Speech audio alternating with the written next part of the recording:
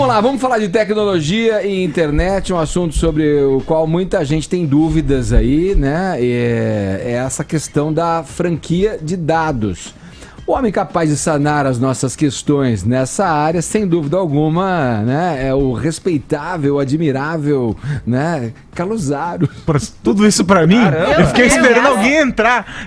Tá vindo mais alguém aí. Só me bateu a dúvida porque tá o estúdio mais nerd desse momento aqui. Eu gostei muito disso, né, Stamilo? O Stamilo já tá aqui também. Ele tá impressionante. Ela tá implicando. A bola tá vindo redonda, ela vem por cima da bola na sua canela. Assim, pois é. Você tava quietinho. Eu fiquei em dúvida quem você chamaria agora. Muitos nerds. Mas antes do Stamilo discorrer sobre os assuntos que bombaram no Moments, o Aros, eu tenho que confessar aqui uma coisa, dividir com os nossos ouvintes, cometer aqui uma inconfidência, que é a seguinte, estou eu na redação hoje, Carlos Aros é o cara da comunicação, sabe tudo, né, dos gadgets, dos aplicativos. Aí Carlos Aros lança a seguinte pergunta no ar: pessoal, qual é a senha do Wi-Fi da redação? Eu falei, Aros, eu nasci pra ouvir esta frase, Carlos Aros.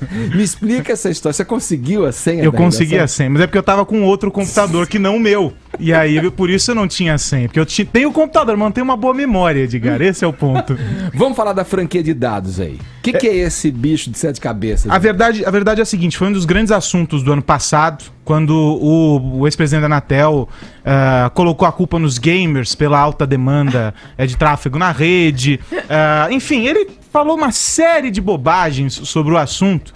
Algumas delas baseadas em dados, mas que, lidos fora de um contexto, criam esse desentendimento. Outras afirmações dele levantaram a bola para uma discussão muito séria que chegou no Congresso, com projetos de lei que estão sendo discutidos para impedir que a franquia na internet fixa seja algo realizável aqui no Brasil. O grande ponto nessa discussão agora é a seguinte: por que a necessidade de implantar a franquia? O que seria essa franquia? Você contratar um limite de utilização. Hoje como funciona? Você contrata a velocidade. Então você diz assim, eu vou contratar de uma determinada empresa o serviço de internet e eles não te vendem uma quantidade, uma cota de internet para usar.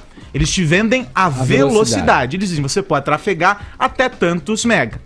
E aí você contrata aquilo, ou giga, ou sei lá qual é o serviço que a operadora vende. E aí você, assinando aquele contrato, você vai usar o quanto você quiser. Se você quiser ficar conectado 24 horas por dia assistindo filme, você vai poder fazer dentro daquela velocidade que você contratou. Nem mais, às vezes menos. Mas você vai continuar dentro daquele limite.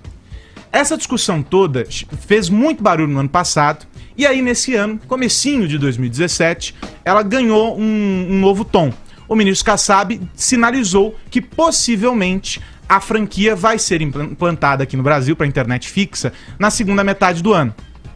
Eu estive recentemente para uma matéria que eu vou publicar no Tech News daqui a alguns dias, no Comitê Gestor da Internet, para conversar com o diretor-presidente do Nick.br, que é o Demiguecho, que é um dos pioneiros da internet aqui no Brasil. Ele escreve no Estadão e escreveu, inclusive, sobre esse assunto, e eu não tive como deixar de perguntar sobre esse assunto.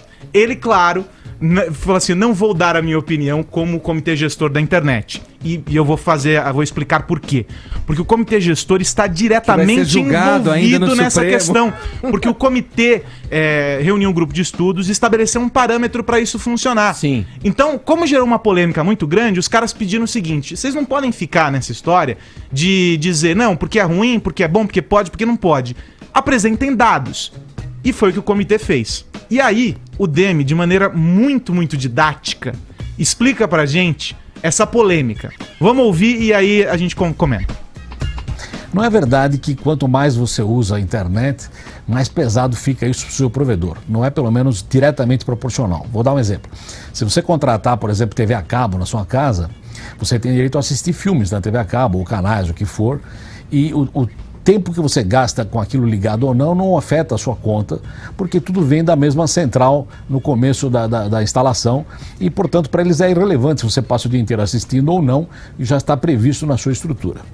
A internet originalmente era radicalmente diferente disso, porque você acessava coisas em todo lugar do mundo. Você podia baixar um vídeo da China, depois assistir um programa na Alemanha e ler no jornal nos Estados Unidos. Quer dizer, você tinha uma indecisão, uma indefinição do local que estava sendo acessado. E continua assim, evidentemente. Mas quando você tem aplicações que são mais ou menos constantes, por exemplo, você assiste filme de noite em sua casa, isso não vem de qualquer lugar do mundo, isso vem de uma central de filmes que está perto da cabeça de transmissão da sua operadora.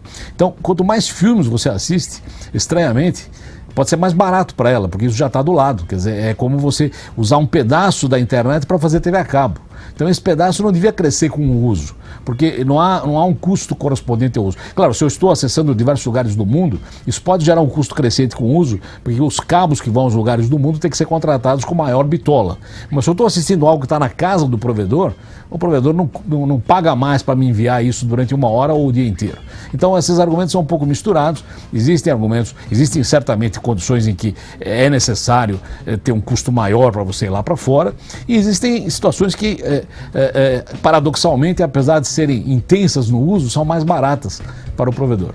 A metáfora que ele usou, Edgar, foi a seguinte: não se trata do tamanho do balde, mas da bitola do cano. Então você tem que entender qual dos dois cenários você está precisando naquele momento para você precificar, para você estudar aquela infraestrutura. O Brasil tem sérios problemas de infraestrutura. Esses dias alguém tuitou para mim, nos Estados Unidos vamos começar a testar o 5G. E eu disse, bom, aqui no Brasil tem cidades que ainda estão com a internet de escada. É verdade. Falei, então, é uma situação complicada. A expectativa qual é? Que a Anatel, dessa vez, se mantenha isenta nessa história, regulando e agindo não em benefício das empresas, mas em benefício daquilo que é correto para a utilização do serviço, já que a internet é um serviço essencial, e principalmente sem lesar as empresas, ou seja, fazendo com que as empresas continuem operando e oferecendo um serviço de qualidade, mas que o cidadão, que o usuário de internet,